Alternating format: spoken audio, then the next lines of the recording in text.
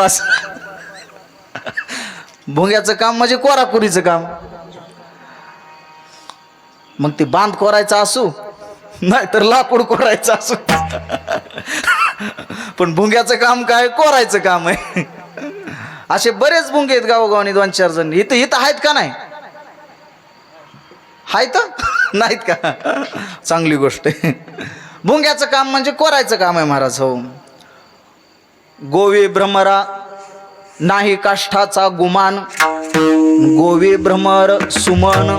ज्ञानोबा म्हणतात तोच भुंगा जर कमळाच्या पाकळीत पडला, बघा बर का, लाकूड कोरणारा भुंगा, कसलंय निब्बर लाकूड त्याचं पीठ करणारा भुंगा, पण तो जर कमळ कलिकेमध्ये अडकला तर त्या सुगंधाच्या पोटी, त्या आसक्तीच्या पोटी त्याच्यात अडकून बसतो. काय ज्ञानोबा यांच्या ओव्या किती गोड. ज्ञानोबा म्हणतात जैसा भ्रमर भेदी कोडे, भल तैसे काष्ठ कोरडे, परी कळिके माझे सापडे कोवळिले, रात्रीर्गमिष्यती भविष्यती सुप्रभातम, भास्वान द्वेष्यती हसिष्यती पंकज श्रीही, इत्थम विचिंतयती कोशगते द्विरेफे, हा हंत हंत कमलिनी गज उज्जहार. गोड शास्त्रकाराने उदाहरण दिले. एक भुंगा गेला म्हणे आणि कमळाच्या पाकळीत गेला आणि त्याला दिवस मावळ्याला कळलंच नाही, आणि दिवस मावळा कमळ मिटलं, मधीच भुंगा अडकला. त्या भुंग्याला वाटलं पुन्हा सकाळ होईल, प्रभात होईल. भास्वानुद्वेष्यती हसिष्यती पंकजश्री, पुन्हा फुल खिलेल. हसिष्यती पंकजश्री, पुन्हा खिलेल, पुन्हा हसेल, उमलेल कमळ, आणि पुन्हा सकाळी अजून मी उडून जाईल. मग कमळ मिटलं की त्या भुंग्याचे बायको म्हटली मालक गेले, कुठे गेले, अजून येण्या झालेत, अजून येण्यात कुठे गेले असतील. भुंग्याची बायको घराबाहेर पडली. गुरुवारी दादा सांगत असतात गोडे. आणि तिला एक कमळ हलताना दिसलं. म्हणली माझे मालक नक्की, म्हटली हा इथेच दिसतेत, म्हणली इथेच आहेत, हे हालायला लागले तेव्हा. आणि तिथे गेली, म्हणली मालक मालक. आतून आवाज आला, काय मॅडम तुम्ही मध्ये कसे शिरले? आणि तुम्हाला बाहेर यायचं कसं कळलं नाही? काय करू, खूप बाहेर येण्याचा प्रयत्न करत होतो, पण त्या सुगंधाची आसक्ती मला सुटली नाही. तेवढ्यामध्ये कमळ मिटून बसलं. म्हणून मी विचार केला की रात्रीर्गमिष्यती, रात्र जाईल, भविष्यती सुप्रभातम, पुन्हा सकाळ होईल, कमळ खुलेल, उमलेल, पुन्हा बाहेर येईल मी. या नादामध्ये तेच अडकलो.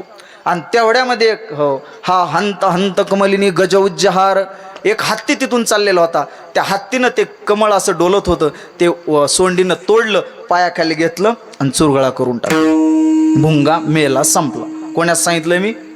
भुंग्याचं. कोणत्या? हे सगळे तुम्ही आम्ही भुंगे. ही भुंगे म्हणजे तुमच्या आमच्यावर आहे सगळं. संतांनी कधी भुंग्याचा, कधी पशुपक्ष्यांचा वापर केला. हो, व्हावे त्याचे द्वारी श्वान याती. संतांनी झाडा झुडपांवर, कुत्र्यांवर, पशुपक्ष्यांवर घालून आपल्याला बोललेत आपल्याला. हे आपल्याला कधी कळायचे महाराज? भुंग्याची ही अवस्था होते महाराज. हो, कशामुळे? रुनु झुनू रे भ्रमरा, सांडे तू अवगुणू रे भ्रमरा. हे भुंग्या, तुझा हा अवगुण टाकून दे. तू या फुलावरून त्या फुलावर, त्या फुलावरून त्या फुलावर, असं स्थिर नाही तुझं जीवन, अस्थिर झालंय, म्हणून तू स्थिर हो. असं भुंग्याचे अनेक अवगुण आहेत. त्याला आता तिकडे वळायचं नाही. आणि मग तो भुंगा, त्याला सांगितलं तुझं काम आहे कोरायचं, तू ही कोट कोरायचा म्हणला आतून. मारुतीने त्या भुंग्याला सांगितलं देव येऊन बसणार आहेत, कोट कोरायचं काम. त्या भुंग्याने त्याचं काम करायला सुरुवात केली माऊली. आता कसं आहे बघा, एखादा बदाम असतो घरामध्ये बरणीत ठेवलेला असतो, पण त्या बदामात मध्ये मुंगी कुठून जाते आणि मधून सगळा पोकळ करते, काही पता लागत नाही महाराज. तसा भुंगा कोरतय महाराज. हो, असं माणसाचं जीवन करून टाकते विकार महाराज. पता लागत नाही आपल्याला, आयुष्य संपत आलेलं. आणि रामचंद्र प्रभू आले आणि स्वागत केलं चंद्रसेनेनं, औक्षण केलं. आणि रामचंद्र प्रभू त्या कॉटवर बसणार. देवाने बसल्यावर, स्पर्श झाल्यावर कॉटचं काय झालं लगे? कॉट मोडला, कॉटचा चुरा झाला, देवाचा अवमान झाला. हनुमंतराने हाताला धरलं, चला म्हटले देवा. निघाले की लगेच चंद्रसेनेनं हनुमंतरायाच्या असं शेपटीला धरलं. ओ मारुतराय, अहो म्हणले काय म्हण, तुम्ही शब्द दिलेला आहे म्हणले. मारुतराय म्हणले बरोबर आहे म्हणले, पण तुला काय सांगितलं होतं? देवाचा अवमान झाला की देव इथे थांबणार नाहीत, तुला सांगितलं होतं. ती म्हणली बरोबर आहे म्हणली, खरंय, पण माझा पती गेला ना म्हणली, त्याचं काय? आता माझा मालक गेला ना, त्याचं काय? मी तुम्हाला शाप देते म्हटल्याबरोबर रामचंद्र प्रभूंनी पाठीमागे वळून पाहिलं. ए चंद्रसेने थांब. रामाने काय सांगितलं? थांब म्हटली, शाप देऊ नको, ते माझ्यासाठीच कुटाणा केलाय म्हणले मारुतरायानं म्हणले, हे सगळा कुटाणा माझ्यासाठी केलाय म्हणले, शाप देऊ नको म्हणले, सांग तुझी काय इच्छा आहे, काय इच्छा आहे तुझी सांग. तेव्हा तिने सांगितलं काय नाही म्हणले, मला यानं शब्द दिलता आणि माझी अशी इच्छा होती, कांत व्हावा रघुनंदन म्हणून सांगते पती मरण, मला देवपती म्हणून लाभावेत, माझ्या घरात राम यावेत, ही माझी इच्छा होती. मला या मारुतरायानं शब्द दिलता. कपट कळले चंद्रसेनेचे नाथ महाराज म्हणतात, ए तू कपटा रामदूत आहेत, कपट्या रामदूता, तू तुझं कार्य सिद्ध करण्यासाठी तू हे सगळा कुटाणा केलास, मला सांगितलं नाही, पण माझा नवरा तू घात केला माझ्या मालकाचा. रामाने सांगितलं वरडू नको म्हणले, तुझी इच्छा मी पूर्ण करतो, पण एक लक्षात घ्या म्हणले. प्रभू रामचंद्र तिला काय म्हणतात, या जन्मात नाही म्हणले आता, कारण मारुतराय रामाला घेऊन चालले का नाही तिकडं, तेव्हा मारुतराय म्हणले अरे कुठं तिकडं कुठं, म्हणले चला त्या बाईला शब्द दिलेला आहे म्हणले. मारुतराय काय म्हणले, आर म्हणले मी एक पत्नी एक बहाणीन म्हणले, कोणत्या बाईला शब्द दिला म्हणले, ती चंद्रसेनला. म्हणून रामाने तिला सांगितलं तुझं दिलेलं वचन मी सत्य करतो, पण कधी. नाथ महाराज म्हणतात, यादव कुळी द्वापारांत, भावार्थ रामायणातल्या वयात ज्ञानोबरांत, यादव कुळी द्वापारांत श्रीकृष्ण रूपे श्री रघुनाथ, वरी नमी निश्चितार्थ सत्यवतन माझे जाण.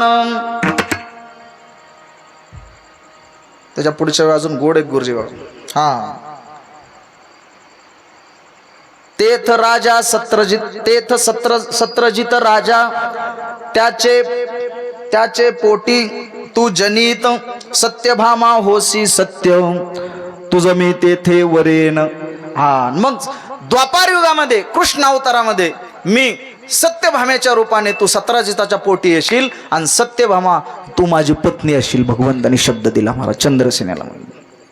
आणि मग तिला एवढा आनंद झाला, एवढा आनंद झाला, आणि तिचे शब्द ती म्हणती, मारुतराय म्हणजे माझा कोण आहे, ती काय म्हणती, माझा सद्गुरु वायुकुमार. माझा सद्गुरु कोण आहे, माझा सद्गुरु वायुकुमार, तेने केला माझा उद्धार, नवरनवी मी उपकार, त्याचा उपकार मी फेडू शकत नाही, दासी किंकर त्याचे मी. चंद्रसेना म्हणती मी त्याची दासी म्हणून राहील, दासी म्हणून राहील. माझा सद्गुरु कोण आहे, मारुतराय. मारुतराय नसता, मारुतरायासारखे संत मला भेटले नसते तर मला देवाचं दर्शनही झालं नसतं. दर्शन तर झालंच, पण देवाची पत्नी म्हणून मी लाभ मला हा प्राप्त झाला. याला एकमेव कारण काय असेल तर मी मारुतरायाचे पाय धरले. म्हणून नाथ महाराज म्हणतात, हरी प्राप्ती से पाय, हरी प्राप्ती से पाय, हरी प्राप्ती से पाय, धरावे संतांचे ते पाय, धरावे संतांचे ते पाय, धरावे संतांचे ते पाय, धरावे संतांचे ते पाय, धरावे संतांचे ते पाय.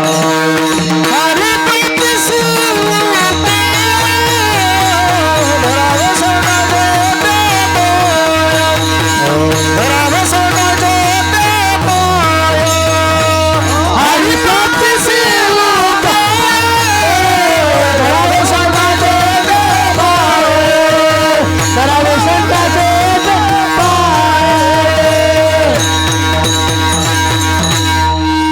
हरिप्राप्तीचे उपाय, धरावे संतांचे ते पाय. पुन्हा तो भ्रमर आला मारुतरायापाशी, भुंगा. भुंगा म्हणला, काय मारुतराय, आपला बी थोडा वशिला, माझा बी एक सेल्फी घेऊन द्या ना आमदार साहेबाबरोबर.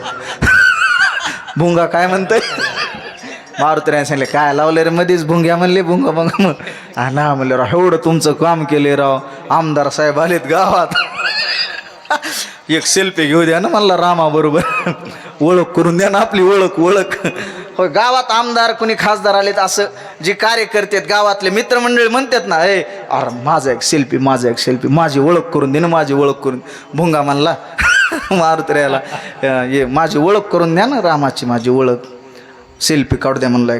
हनुमंतराने काय म्हणा त्या भुंग्याला, अरे भुंग्या ओळख काय, तुला आलिंगन द्यायला लागतो रामाला. काय आलिंगन, ओव्यात रामायणातल्या, खोटं बोलत नाही, आलिंगन द्यायला लागतो. आणि मग हनुमंतराय श्रीरामापाशी गेले. हनुमंत येऊन श्रीरामापाशी भ्रमर भेटविला श्रीरामाशी, भ्रमर भेटविला श्रीरामाशी. श्रीरामे देवोनी आलिंगनासी, श्रीरामे देवोनी आलिंगनासी, मधुकरासी गौरविले. आणि तो मग भ्रमर काय म्हणतो? भ्रमर म्हणे पवनात्मजा, तुआ उद्धार केला माझा, मज भेटविला श्रीराम राजा, उपकार मी तुझा काय वर्णू. तो भुंगा म्हणतो महाराज. भुंग्याला सुद्धा रामाची भेट झाली. कशामुळे? हनुमंतरायाचे पाय धरले, हनुमंतरायाला शरण गेला म्हणून महाराज. चंद्रसेनेला रामाचं दर्शन झालं, प्रभू रामचंद्र पती म्हणून लाभले. कशामुळे? हनुमंतरायाचे पाय धरले. म्हणून नाथ महाराज म्हणतात, हरिप्राप्तीचे उपाय धरावे संतांचे ते पाय. आणि संतांचे पाय धरले तर काय होईल? साधती साधन, वा वा, साधती साधन,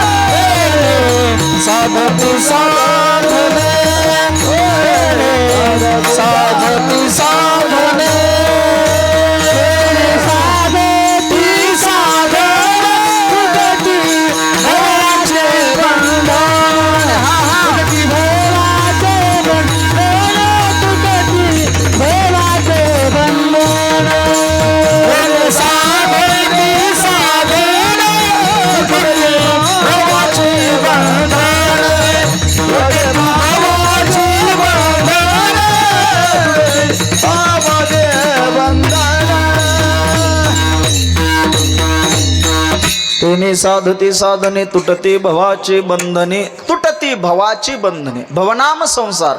नाथ महाराज म्हणतात संसार नाही तुटत, संसार कधी तुटू शकत नाही, संसार नाही तुटत, संसार कधी सुटू शकत नाही कोणालाच. मग संसाराची बंधनं तुटतात संतांच्या दर्शनात.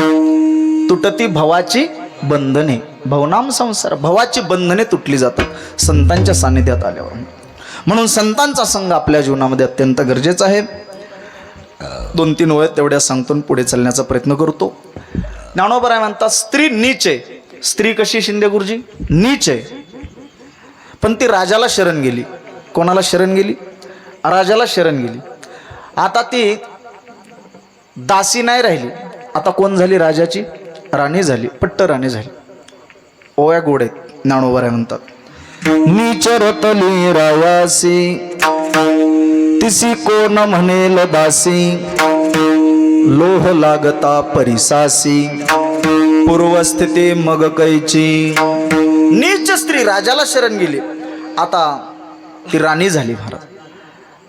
आता गरीब नाही राहिली, आता श्रीमंत झाली. राजा याची कांता काय भीक मागे, मनाची आजोगे सिद्धी पावे. आता ती काय भीक मागणार आहे का? कन्या दुर्बळाची.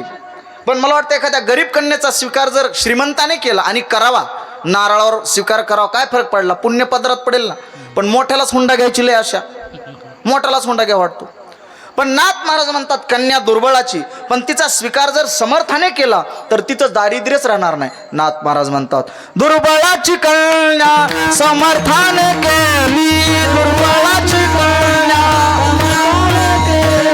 अवदशानी माली, दारिद्र्याची अवदशानी माली, दारिद्र्याची अवदशानी माली, दारिद्र्याची अवदशानी माली. दुर्बळाची कन्या समर्थाने केली, अवदशा निमाली दारिद्र्याची. नाथ महाराज म्हणतात एकदा का समर्थाने स्वीकार केला या लेकीचा की पुन्हा दारिद्र्य राहणार नाही. लाडकी लेक कमी संतांची. ही लेक कोणाची? कधीतरी म्हणा मी संतांची लेक आहे. लाडकी लेक मी संतांची, मजवरी कृपा बहुतांची. आणि मग संतांनी स्वीकार केला की अवदशा निमाली दारिद्र्याची. लोखंड आहे पण परिसाचा स्पर्श झाला की लोखंडाचं सोनं होणार आहे. गावच्या नालीतलं पाणी, ओढ्यातलं पाणी लाख्यातल्या, पण गंगेला जाऊन मिळालं. गंगा त्याला म्हणते का लाख्याच्या नालीतून आलात वाहत वाहत, हो तिकडं बाजूला. ज्ञानोबराय म्हणतात गंगा त्याला म्हणत नाही बाजूला हो, गंगा त्याला आपल्यात मिसळून घेते आणि मग ते नालीतलं गटारीतलं पाणी पण गटारीतलं राहत नाही, आता ते गंगाजळ होतं. काय होतं आता? गंगाजळ. ज्ञानोबराय म्हणतात गावीचे होते लेंडवळ, गंगेसी मिळता गंगाजळ, काग विष्ठेचे झाले पिंपळ, तयासी निंद कोण म्हणे.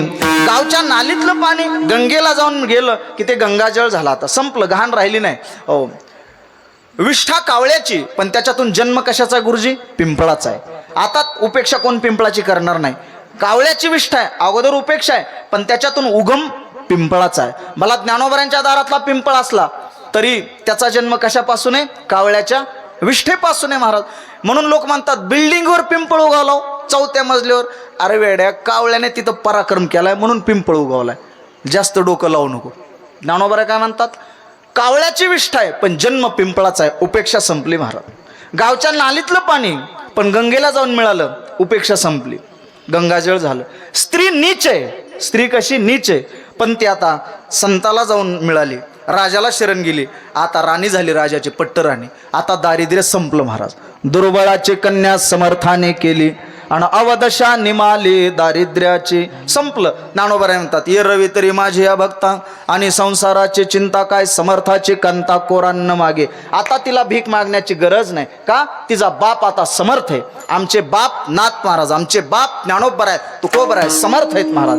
म्हणून अशा संतांना शरण गेलं आम्हाला हरीचं दर्शन लगेच आहे महाराज, लगेच आहे. लोखंड आहे पण परिसाचा स्पर्श झाला, लोखंड राहिलं नाही, सोनं झालं. सगळे लोखंड एकत्रित आले आणि म्हटले परिस नावाची जात आपण संपून टाकू. आणि प्रथम कुऱ्हाड गेली आणि कुऱ्हाडीनं घाव घातला. परिसाचा स्वभाव आहे, मला संपवण्यासाठी जरी आली तरी मी तुला सोनं केल्याशिवाय राहणार नाही. अगावया फोडा वयाची लागी, लोह मिळो का परिसाचे अंगी, का जे मिळते प्रसंगी सोन्याचे होईल. संत रूपी परिसाला संपवण्यासाठी जा, दुर्विचाराने जा, सद्विचाराने जा, कसंही जा किंवा कसाही बी जाऊ द्या. कळते ना? कसंही जा किंवा कसाही बी जाऊ द्या. त्या कसायाला सुद्धा दुर्जनाचा तिरस्कार न करता संत महात्म्याने दुर्जनाला सज्जन बनवलं आणि सज्जनाकडून कार्य करून घेतलं महाराज. हे पात्र म्हणजे संतांचं पात्र आहे. दुर्जनाचा कधी तिटकार नाही केला संतांनी, तिरस्कार नाही केला कुठल्याच संतांनी. मंबाजीवानी मारलं, रामेश्वर भट्टाने एवढा त्रास दिला, त्या रामेश्वर भट्टाने आरती केली तुकोबऱ्यांची, त्याच रामेश्वर भट्टाने जो 108 वेळा यवन थुकला नाथ महाराजच्या अंगावर. आज नाथ षष्टीला नाथ महाराजांची प्रथम पालखी कुठे जात असेल तर जो यवन थुंकला होता ना त्या यवनाच्या मस्जिदीकडे जाते नाथ महाराजांची पालखी, त्याला दर्शन देण्यासाठी. दुर्जनाचा कधी तिरस्कार नाही केला, त्याला पदरात घेऊन त्याच्याकडून त्याला सज्जन बनवलं आणि त्याच्याकडून कार्य करून घेणारं पात्र विश्वाच्या पाठीवर संतांचं पात्र आहे. पुण्यत केले विष्णुदासी, संगी आपुले दोषी. खूप काय बोलण्यासारखं आहे. म्हणून आपल्या जीवनामध्ये संतांचा संग, संतांचे पाय आपल्या जीवनामध्ये अत्यंत गरजेचे आहेत. कुठल्या कोणाला निमित्ताने संतांचा संघ आपल्या जीवनामध्ये घडावा. गावबासारखा मट्ट बुद्धीचा प्राणी पुरणपोळी खाण्याच्या निमित्ताने नाथ महाराजांच्या घरी आला. पुरणपोळी खाण्याच्या निमित्ताने, हो, दारिद्र्याने गांजलेलं माहिती होतं. नाथ महाराजांच्या घरी रोज पुरणपोळी असते. प्रवचन सुटले, पोरगजी रमलं 6 महिने तिथंच रमलाय साहेब नाथ महाराजांच्या वाड्यात. कोण? गावबा. गावबा म्हणजे फक्त खावबा. त्याला काय लिहिता येत नव्हतं, वाचता येत नव्हतं. असा मठ्ठ बुद्धीचा ट ठ आणि ढ वर्गातला. नाथ महाराज म्हणले 6 महिने झालं पोरग इथंच वाड्यात आहे. काय नाव तुझं? गावबा. अरे म्हणले घर पेर तुला काय? नाही म्हणलं इथंच लय करमायला लागले. नाथ महाराज म्हटलं बरं झालं याला गोडी लागली प्रवचनाची. आता याला काय ह्याची प्रवचनाची गोडी? याचं प्रेम म्हणजे पुरणपोळीवर प्रेम. नाथ महाराज म्हणले म्हण भानुदास एकनाथ, म्हण रामकृष्ण हरी. ते म्हणायचं पुरणपोळी. आता त्याचं प्रेम पुरणपोळीवर. कशाची रामकृष्णाने ह्याची काय? पण असू द्या, त्याची निष्ठा कशावर आहे? नाथ महाराजांच्या पुरणपोळीवर. निष्ठा महत्वाची. निष्ठा नसेल तर काय उपयोग नाही. निष्ठा महत्वाची आमच्या जीवनामध्ये. निष्ठा असली ना तरुण जाते महाराज. निष्ठा आमची निष्ठा नाही. निष्ठा निष्ठी ही ना येतो जरा बाहेरून. जे जात आहे ती जेवायचे ते संध्याकाळी पुन्हा. निष्ठा महत्वाची. एक जणानं गुरु केला आणि मंत्र दिला. बायकोने सांगितलं गुरु करा, आजच्या कीर्तनातून ऐकलं नाही का, गुरु करा गुरु करा. त्यानं गुरु केला आणि गुरुजींनी मंत्र दिला. काय मंत्र दिला? जा म्हणले, दो बैगन की जोडी एक कोथिंबीर की गड्डी चल ग घोडी पहिली थोडी सर्र, याच्यावर तू भाऊसागर तरुण जाशील. मंत्र काय दिला? झालं कीर्तन. मंत्र काय दिला? दो बैगन की जुडी एक कोथिंबीर की गड्डी चल ग घोंगडी पहिली थोडी सर्र. शिष्य म्हटलं गुरुजी असला मंत्र? जा म्हणले भाऊसागर तरुण जाशील, निष्ठेने अनुष्ठान कर म्हणले, निष्ठेने. हो जा. आणि 12 वर्ष त्यानं अनुष्ठान केलं. घरी गेलो आणि मंत्र जपाय सुरुवात केली. दो बैगन की जुडी एक कोथिंबीर की गड्डी चल ग घोंगडी पहिली थोडी सर्र, दो बैगन की जुडी एक कोथिंबीर की गड्डी चलो घोंगडी पहिली थोडी सर्र, दो बैगन की जुडी एक कोथिंबीर की गड्डी चल ग घोंगडी पहिली थोडी सर्र. त्याला असं एवढंच लागलं. बायकोवाली रानातून टोपलं टिकी होती का नाही मावली, तर तिच्या कानावर मंत्र. बायको म्हणली माय कुठला गुरु केलाय आणि कुठला शिष्य कुठला मंत्र आणलाय आमच्या गडेनं. आणि म्हणली काय बायकाय लागले काय म्हणायला लागले असलं. आणि म्हणली ते मला गुरुजीने मंत्र दिलाय. बायकोला आनंद झाला. जाऊ द्या म्हणले, काय का असा ना, प्यायचं सुटलंय खायचं सुटलंय म्हणायला लागले, काहीतरी चांगली गोष्ट आहे, जाऊ द्या. आणि काय बघता 12 वर्ष अनुष्ठान केलं दत्ताबा. 12 वर्ष निष्ठेनं, निष्ठा सोडली नाही त्याने, निष्ठा सांगतो. 12 वर्षाच्या नंतर त्याला कळलं गुरुजी आलेत पलीकडं कळंबाला आणि त्यांचं कीर्तन आहे, आज त्यांना लाख्याला घेऊन येऊ आपण भेटायला. हा आणि गेलो ना पलीकड. ती वांजरा नदी अशी वाहत होती का नाही, चंद्रभागेसारखी भाड भाड भाड वाहत होती. आणि हे पलीकडे गेलं. आताच नाही सांगत, मास्टर प्लॅनच्या अगोदरचं सांगतोय, 50-60 वर्षाच्या पूर्वीचं. आपल्या आज्याच्या काळातलं. तवा कुठलाय पुलन फिल काय असं काय माहित काय होतं ती, 100-150 वर्षापूर्वीचं काय असं. ते गेलो पलीकड. गुरुजीन अरे बरं चाललंय का लाखेकर? म्हणलं बरं चाललंय गुरुजी, तुमच्या मंत्रानं कल्याण झालं, 10 रुपयाची सुटली, काय खाणं पिणं नाही, मजेत बायको फिकू समाधानानं. पण गुरुजी मला तुम्हाला घरी न्यायचे, जाता जाता कीर्तन सोडायचे, मला चला घरी जायचे लाख्याला. आणि मग गुरुजी म्हणले चल म्हणले येतो. काय त्याला आनंद झाला गुरुजीला, आपल्या शिष्याच्यात बदल झालाय. पाय धरले चला म्हणला. आणि त्या आले, गंगा वाहत होती नदीजवळ. गुरुजी म्हणले अरे मला एका प्रश्नाचं उत्तर दो, तो अलीकडं आलाच कसा, लाखेहून इकडं आलाच कसा? गुरुजी म्हणला तुम्ही दिलेल्या मंत्रावर, तुम्ही दिला नाही का मंत्र, तुम्ही सांगितलं ना ही घुंगडी टाकायची आणि मंत्र म्हणायचा, दो बैगन की जुडी एक कोथिंबीर की गड्डी चलो घुंगडी पहिली तडी सर्र. ही मंत्र उच्चारला, घोंगडी टाकली, सर्र दिशेने अलीकडं आलो. गुरुजी म्हणले आता पलीकडे कसं जायचंय? ते मला गुरुजी तुम्ही दिलेल्या मंत्रावरच. गुरुजीला तर थंडीन ताप सोबतच सुटला.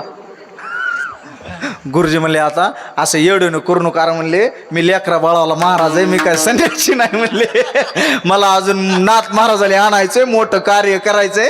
असं काय नाही नाही नाही गुरुजी मला तुम्हाला घेऊन जायचंय आज. अरे पण ले असं काही करू नको म्हणले, हेलिकॉप्टर काहीतरी आण म्हणले किंवा गाडी आण. मला उग म्हणले जगू दे म्हणले, लेकरा बाळाला घरी जावं लागते मला. नाही नाही गुरुजी म्हणला काय तुम्ही काय चिंताच करू नका म्हणले, मी त्याच्यावरच आलो. हो त्याने साधती साधने तुटती भावाची बंधने म्हणला. गुरुजी म्हणले हे बघ असं करू अगोदर म्हणले, तू पुढं बस आणि मला तुझ्या कमराला मिठी मारू दे म्हणले गेलात तर दोघं बी धनेगावच्या डॅमला जाऊ म्हणले वाहत, पुढं तिथून म्हणले समुद्राला जाऊ, नाही तो कुठं जाऊ, पण म्हणले तुझ्या कमराला मला मिठी मारू दे. घुंगडी टाकली. गुरुजी काय बघता माझ्याकडे त्या शिष्याने घुंगडी टाकली आणि गुरुजीने मिठी मारली कमराला. अशी बेकड होतो गुरुजी. कधी कधी काय असतंय महाराज, पोरामुळं बापाचं नाव असते, कधी कधी पोरामुळं घराचं नाव निघतंय, मायबापाचं नाव निघतंय त्याच्या कर्तबगारीमुळं. आणि कधी कधी बापाच्या जीवावर पोरग ओळखलं जाते, कधी पोराच्या जीवावर बाप ओळखला जातो. कुणाचा पोरगा आहे? फलाण्याचा पोरगा आहे, हो दशरथगिरीचा पोरगा आहे, वाजविणारा पोरगा आहे, असं नावाने ओळखलं जातं. कधी कधी शिष्यामुळे गुरुचं नाव गाजतंय, शिष्यामुळे महाराज. ज्ञानोबरांनी एवढं मोठं कार्य केलं की निवृत्तीनाथ महाराज गाजले महाराज. हा तसं कधी कधी गुरुमुळे शिष्य गाजतो. गुरुजीने अशी मिठी मारली आणि त्यानं मंत्र उच्चारला, दो बैगन की जुडी एक कोथिंबीर की गड्डी चल ग घोंगडी पहिली थोडी सर्र. लगेच घुंगडी सर्र दिशेने अलीकडं आली ना. दादा काय बघता, अलीकडं आली ना, वांजरा नदीच्या अलीकडं. गुरुजीने शिष्याचं दर्शन घेतलं. गुरुजी म्हणले जाता जाता मलाच तू गुरुमंत्र दे म्हणले. आता दृष्टांत संपला. मी का सांगितलं, निष्ठा महत्वाची. गावबाची काय होती, पुरणपोळीवर निष्ठा होती, पण नाथ महाराजांच्या पुरणपोळी आणि नाथ महाराजांचे पाय जे धरले ती पोरग सोडीनाच झालं महाराज. कायम नाथ महाराजच्या पायावरच लीन झालं महाराज ते पोरग. आणि नाथ महाराजांच्या कृपेला पात्र ठरलं महाराज. आणि नाथ महाराज निघाले, रामायण लिहितो ते निघाले, रामायण राहिलं तर निघाले, देह ठेवला. हो लोकांनी म्हटले नाथ महाराज राहिलेलं रामायण कोण पूर्ण करणार आहे तुमचं? आता नाथ महाराज म्हणले माझा गावबा पूर्ण करेल. कोण? गावबा पूर्ण करेल. सगळे बाकीचे शिष्य हसायला लागले. गावबा म्हणजे फक्त खाऊबा, त्याला लिहिता वाचता येत नाही. उपेक्षा केली गावोबाची. आणि हा काय रामायण लिहिणार? पण नाथ महाराजांनी फक्त महाराज कृपा कटाक्ष निहाळिले, आपुले पदी बैसविले, बाप रखुमा देवीवर विठ्ठले, भक्ता दिले अभयदान. कृपेला तो पात्र ठरला, राहिलेलं रामायण लिहिलं. म्हणून गावबाचं नाव चंद्रसूर्य आहे. तोपर्यंत रामायणामध्ये अजरामर झालं. का सांगितलं? गावबाने महाराज पुरणपोळीच्या निमित्ताने नाथ महाराजांचे जे पाय धरले, ते नाथ महाराजांच्या पायावरच तो लीन झाला. म्हणून पैठणला गेलेस बघा, प्रदक्षिणा मारताना मंदिराला तिथं गावबाची मूर्ती महाराज, गावबाची मूर्ती आहे का ना देशपांडे साहेब, गावबाची मूर्ती. म्हणून हरिप्राप्तीचे उपाय धरावे संतांचे ते पाय, तेने साधते साधने तुटती भवाचे बंधने, संताविन प्राप्ती नाही ऐसे वेद देते ग्वाही. नाथ महाराज म्हणतात, वेद सुद्धा हात वर करून सांगतात, ग्वाही देतात की जीवनामध्ये संतांशिवाय पर्याय नाही. ईश्वरापर्यंत जाऊन पोहोचण्याचा मधला दुवा म्हणजे संत आहेत महाराज. न्यायाधीशापर्यंत जाऊन पोहोचायचं असेल आरोपीला तर वकील लावा लागतो. तसं परमात्मा हा न्यायाधीश आहे, जगत हे कोर्ट आहे, जीव हा आरोपी आहे. परमात्मरूपी न्यायाधीशापर्यंत जाऊन पोहोचायचं असेल तर संतरूपी वकिलाकडे गेल्याशिवाय आम्हाला परमात्मरूपी न्यायाधीशाचं दर्शन होणार नाही. म्हणून संताविन प्राप्ती नाही ऐसे वेद देते ग्वाही. आणि जीवनातलं सर्व मनोरथ नाथ महाराज म्हणतात, एका जनार्दनी संत पूर्ण करते मनोरथ. संत महात्मेच आपल्या जीवनातलं सर्व मनोरथ, जी काही इच्छा असेल ते आपली इच्छा संत महात्मे पूर्ण करतात. एका जनार्दनी संत. नाथ महाराजांची गुरुनिष्ठा बघा या अभंगातून. नाथ महाराजांचे जेवढे अभंग आहेत त्या प्रत्येक अभंगाच्या शेवटी नाथ महाराज आपलं नाव अर्ध घालतात, एका, एकी, एकू, आणि आपल्या गुरुचं नाव पूर्ण घालतात, एका जनार्दनी. कुठलाही अभंग काढा नाथ महाराजांचा, सगळ्यांच्या प्रचलित असणारा अभंग, धन्याजी दिन संत दर्शनाचा, अनंत जन्मीचा सिन गेला, शेवटचं चरण एका जनार्दनी, घडो त्यांचा संग न व्हावा वियोग. एका जनार्दनी कुठलाही अभंग काढा, हरिपाठातला काढा, पहिला काढा हरिची आदासा हरिदाय दिशा हवे जैसा तैसा हरि एक, शेवटचं चरण हरिरूप ध्यानी हरिरूप मनी एका जनार्दनी हरि बोला. दुसरा काढा हरि बोला नाही तिऱ्या बोला व्यर्थ गलबला करू नका नको नको मान नको अभिमान सोडी मी तुपण तोची सुखी सुखीची व्हावे जगनी व्हावे अज्ञानी लावावे सन्मार्गासी मार्ग ज्याकडे भावभक्ती वेळे जगाचे मिळे न दिसती दिसती जनिवनी प्रत्यक्ष लोचनी आणि एका जनार्दनी हरि बोला. शेवटचा काढा झाला हरिपाठ बोलणे येथून एका जनार्दनी हरि बोला. हे नाथ महाराजचं कार्य करायला म्हणून थोडं नाथ महाराजची कृपा झाली. हेच भाग्य आपल्या जीवनातलं. नाथ महाराजच्या कार्यामुळं नाथ महाराजच्या वाङ्मयाचा अभ्यास करायला लागलोय. नाही तर कीर्तन करायला 2 हरिपाठ पाठ पाहिजेत, पण सगळीला कुठं पाठ आहेत? वारकऱ्याला 2 हरिपाठ पाठ पाहिजेत, सगळ्यांना नाथ महाराजांचा माऊलींचा हरिपाठ पाठ पाहिजे. असो नाथ महाराजांची गुरुनिष्ठा ही नाथ महाराज म्हणतात, एका जनार्दनी संत पूर्ण करीते मनोरथ, तेने साधते साधने तुटती भवाचे बंधने, वृद्धा रखुमाई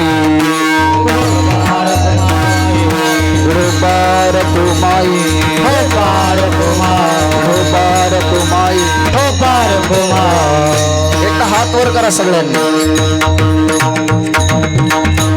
करा सगळ्यांनी हात वर, पाठीमागे बसलेली करा. वा वा वा, राहू द्या असे सकाळपर्यंत. आता भानुदास एकनाथ, भानुदास एकनाथ, भानुदास एकनाथ, भानुदास एकनाथ, भानुदास एकनाथ, भानुदास एकनाथ,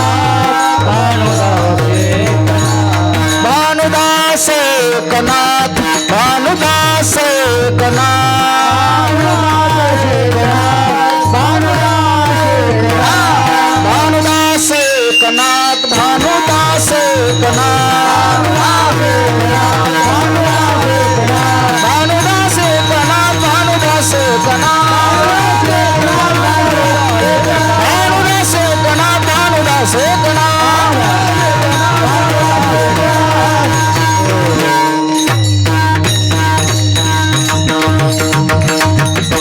अभंगाचा भावार्थ सांगितला.